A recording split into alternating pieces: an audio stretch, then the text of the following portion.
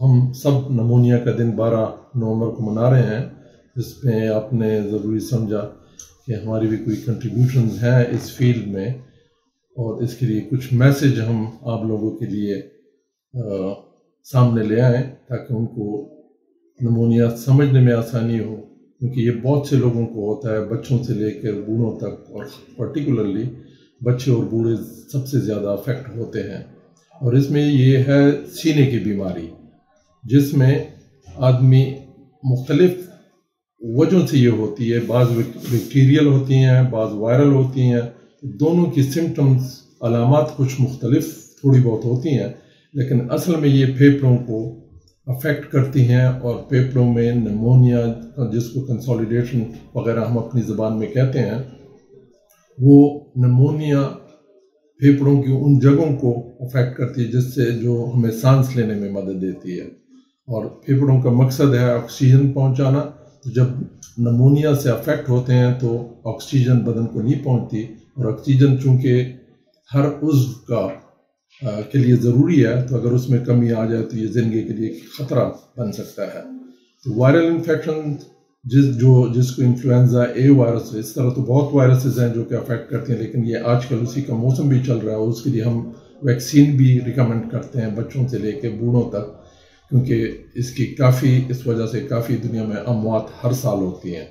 اور پھر بیکٹیریل نمونیاز بھی اس کے بعد اس کے چانسز بھی بڑھ جاتے ہیں، اور ساتھ بذات خود بھی یہ ہوتی ہے لوگوں کو۔ تو یہ سانس کے ذریعے پھیلتی ہے، آدمی جب کھانستا ہے تو یہ جراثیم ہوا میں پھیل جاتے ہیں، جب میں اور آپ سانس لیتے ہیں تو وہ ہمارے پھیپھڑوں میں وہ اپنی جگہ بنا لیتا ہے۔ پھر ہر آدمی کی اپنی قوت مدافعت پہ بھی ڈیپینڈ کرتا ہے کہ وہ نمونیا ہر کسی کو لازمی نہیں ہے کہ بنے، لیکن جس کو بن جاتا ہے تو اس کے لیے زندگی کا خطرہ ہو سکتا ہے۔ تو اس میں چند چیزیں کہ ان کی علامات کو سمجھنا، وائرل میں زکام اور پھر سینہ خراب ہونا، پھر اس کے ساتھ بخار، پھر کھانسی، بچوں میں تھوڑا بہت اس کا ساتھ رسٹی سپیوٹم، تھوڑا سا خون آنا، اور سانس میں خرابی۔ پھر اس کی علامات ہیں کہ پھیپھڑوں پہ اتنا اثر ہوا ہے کہ یہ زندگی کے لیے خطرہ ہو سکتی ہے۔ تو یہ تو لازمی ایسا وقت ہے کہ ڈاکٹر کے پاس آدمی کو جانا چاہیے، خاص کر بچوں میں اور بوڑھوں میں۔ اور اس کے بعد اگر ڈاکٹر دیکھ لیتا ہے اور ڈیسائیڈ کر لیتا ہے کہ یہ وائرل انفیکشنز ہو سکتی ہے یا بیکٹیریل انفیکشنز ہوتی ہے، کیونکہ وائرل انفیکشنز کی ایسی کوئی ادویات نہیں ہے کہ جس طرح ہم کرونا کو اگر دیکھ لیتے ہیں، اس کی ادویات ابھی تک ایسی نہیں ہے کہ جو اس پہ کنٹرول حاصل کر سکے۔ ہاں، البتہ اس کی علاج جو کافی آگے گئی ہیں، اموات بھی اس سے کم، اس کی اور ریزنز ہیں، لیکن بیکٹیریل نمونیا پرٹیکولرلی اس کے لیے اینٹی بائیوٹکس کی ضرورت ہوتی ہے۔ اینٹی بائیوٹکس اس کو کنٹرول کرتی ہیں، تو جتنی جلدی اس کی تشخیص کی جائے، جس میں کچھ خون کے ٹیسٹ اور کچھ ایکس رے وغیرہ آتے ہیں، اس کے بعد ڈاکٹر فیصلہ کرتا ہے، اور اینٹی بائیوٹکس اور یہ چیزیں تجویز کر کے تو وہ ڈاکٹر ہی پہ منحصر کرتا ہے کہ یہ نمونیا کہاں سے شروع ہوا ہے، کمیونٹی میں ہوا ہے یا ہاسپٹل سے ایکوائرڈ ہو کے ہوا ہے۔ اور وہ علاج پھر ڈیپینڈ کرتا ہے کہ کون سا مریض داخلے کا ہے، کون سا نہیں ہے، تو وہ تو ڈاکٹرز کی باتیں آتی ہیں کہ آپ لوگوں کو اس میں ڈیٹیلز میں جانے کی ضرورت نہیں ہے، لیکن جس کا بھی سانس خراب ہو، بخار ہو، سینے میں درد ہو، تو وہ ڈاکٹر سے مشورہ کریں۔ اور پھر علاجوں کے بعد یہ بھی ہے کہ ہم کسی اور میں یہ نہ پھیلائیں، تو یہ کھانستے وقت ہمیں چاہیے کہ منہ پہ رومال رکھیں، جگہ جگہ نہ تھوکیں، اور پرٹیکولرلی کھانے پہ بھی بعض لوگ زیادہ زور ڈالتے ہیں، جو کہ آئی تھنک کہ تھوڑا سا اگر آدمی خود بھی سمجھ لے کہ میرا سینہ ٹھیک نہیں ہے، تو ٹھنڈی اور کھٹی چیزیں، یہ پیپسی، کوک، کباب، آئس کریم، اچار وغیرہ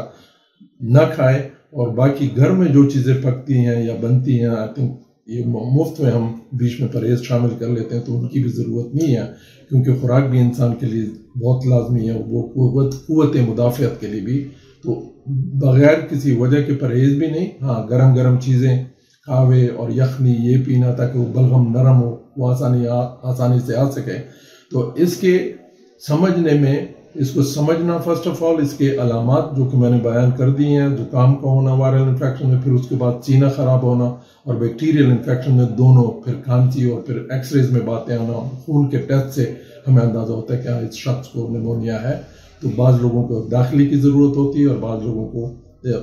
گھر بیچ کے ہم اینٹی بائیوٹکس اور ٹریٹمنٹ وغیرہ دے سکتے ہیں۔ تو اس کو پھیلنے سے منع کرنا بھی بہت زیادہ امپورٹنٹ ہے، جو کہ میں نے آپ کو بتا دیا ہے کہ تھوڑا سا اس میں آرام بھی آدمی کو لازمی بات ہے، اور پھر کھانستے وقت منہ پہ رومال رکھنا، اور پرٹیکولرلی تھوڑا سا اپنے آپ کو الگ رکھنا، کیونکہ گھر میں اگر بڑے بوڑھے ہیں تو ان کو اگر ہو جائے تو ان کے لیے تو خطرہ بھی ہو سکتا ہے۔ یہ عالمی دن جو ہم منا رہے ہیں، اس سے ہزاروں لوگ مرتے ہیں اس بیماری سے، تو اگر اس کی ہم تدراج میں ہم اس کو منع کرنے میں اور پھر صحیح علاج میں کریں تو اس سے کافی امپرومنٹ آ سکتی ہے۔